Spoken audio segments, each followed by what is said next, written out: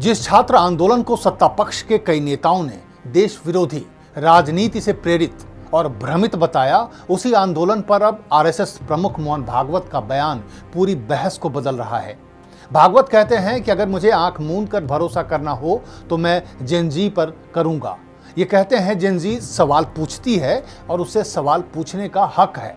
तो क्या यह सिर्फ युवाओं से संवाद है या फिर बीजेपी और आरएसएस के बीच सोच का फर्क पहली बार इतनी खुलकर दिखाई दे रहा है? और सबसे बड़ा सवाल, अगर छात्रों की शिकायतें सही थीं तो फिर उन पर लाठीचार्ज क्यों हुआ? नमस्कार, द भारत नाउ में आपका स्वागत है। मैं हूं राकेश और आप देख रहे हैं point of view.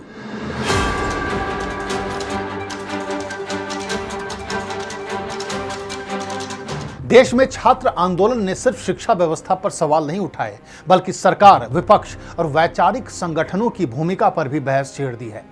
Jantar Mantar पर हजारों छात्र अपनी मांगों को लेकर जुटे। सरकार छात्रों को देशद्रोही बताती रही। तत्कालीन शिक्षा मंत्री धर्मेंद्र प्रधान ने उन्हें छात्र मानने से ही इनकार कर दिया। आखिरकार शांतिपूर्ण चल रहे इस आंदोलन पर पुलिस ने लाठीचार्ज कर दिया। आंसू गैस छोड़े गए, पैलेट गन चलाए और वाटर कैनन का भी इस्तेमाल किया। छात्रों को जानवरों की तरह पीटा गया। दिल्ली पुलिस और रैपिड एक्शन फोर्स के जवानों ने छात्रों के हाथ पैर तोड़ दिए, सिर फोड़ दिया। जितनी बर्बरता हो सकती थी की गई। सैकड़ों प्रदर्शनकारियों को हिरासत में लिया गया। बाद में मामला अदालत तक पहुंचा और इस पूरे घटनाक्रम ने युवा राजनीति को राष्ट्रीय विमर्श का हिस्सा बना दिया। इसी बीच अब आरएसएस प्रमुख मोहन भागवत का बयान आया है, जिसने चर्चा को एक नया मोड़ दे दिया है। आंदोलन भी एक डायलॉग का तरीका है।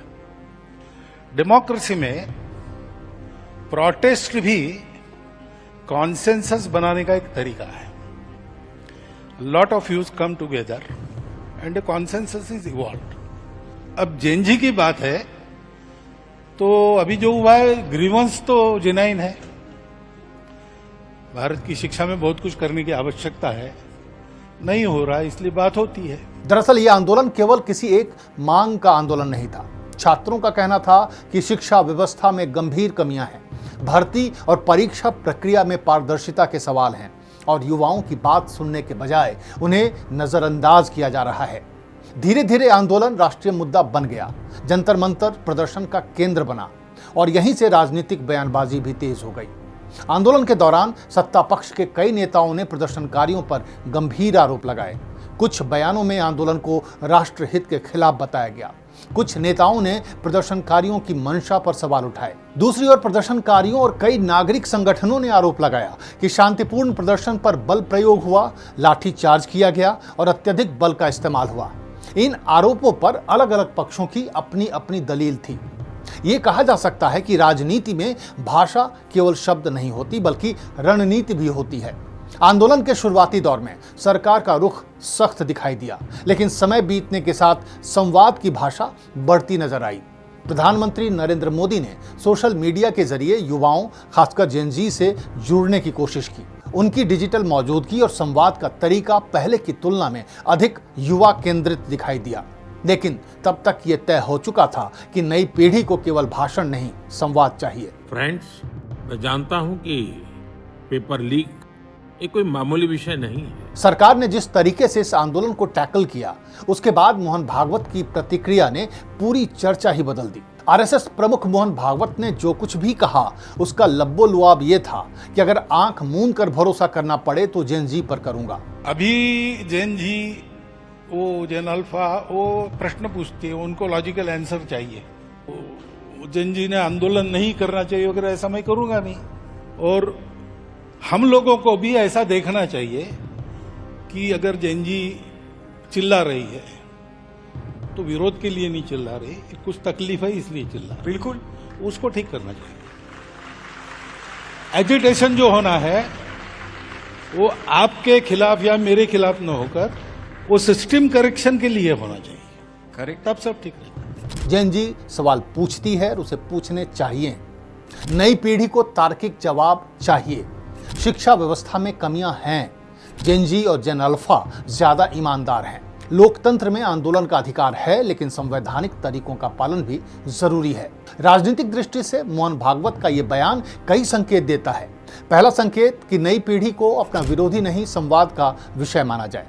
दूसरा, युवाओं की शिकायतों को पूरी तरह खारिज करने के बजाय उन्हें सुना जाए। और तीसरा ये कि संवाद और सहमति की संस्कृति पर जोर दिया जाए। यहीं सबसे बड़ा राजनीतिक सवाल खड़ा होता है, क्या इसे आरएसएस और बीजेपी के बीच मतभेद माना जाए? इस प्रश्न का उत्तर सीधा नहीं है, बेहद पेचीदा है। सबसे पहली बात तो यह है कि आरएसएस लंबे समय से समाज के विभिन्न वर्गों, खासकर युवाओं के साथ वैचारिक संवाद पर जोर देता रहा है। ऐसे में भागवत का बयान उसी परंपरा का विस्तार माना जा सकता है, लेकिन ज्यादातर विश्लेषकों का मानना है कि ये युवाओं के बीच बने असंतोष को कम करने की कोशिश हो सकती है। अगर ऐसा है तो इसे राजनीतिक डैमेज कंट्रोल की रणनीति के रूप में भी देखा जा सकता है। यहीं चर्चा और जटिल हो जाती है। जहां मोहन भागवत संवाद, तर्क और युवाओं पर भरोसे की बात कर रहे हैं, वहीं खुद आरएसएस के सर कार्यवाह अतुल लिमये छात्रों को देशद्रोही बता रहे हैं। आंदोलन अगेन्स्ट द कॉन्स्टिट्यूशन, संविधानाच्या विरोधातलं एक हत्यार म्हणून उपयोग केलेलं आंदोलन आहे। पीएम मोदी छात्रों को फ्रेंड्स तो कह रहे हैं, लेकिन उनके मंत्री छात्रों को देशद्रोही बता रहे हैं। रमेश बिधूड़ी छात्रों को पंचर वाला बता रहे हैं। बरगलाकर बेहकाकर वहां पर 20-50 हजार बच्चों को, वो जो बेरोजगार पंचर लगाने वाले वहां पर ज्यादा थे, पंचर लगाने वाले वहां पर ज्यादा थे। तो फिर पीएम मोदी के रील्स का क्या मतलब है? अगर ऐसा है तो फिर मोहन भागवत का जेनजी पर आंख मूंद कर भरोसा करने का क्या मतलब है? क्या ये कवायद केवल जनता को और छात्रों की आंखों में धूल झोंकने के लिए है, धोखा देने के लिए है?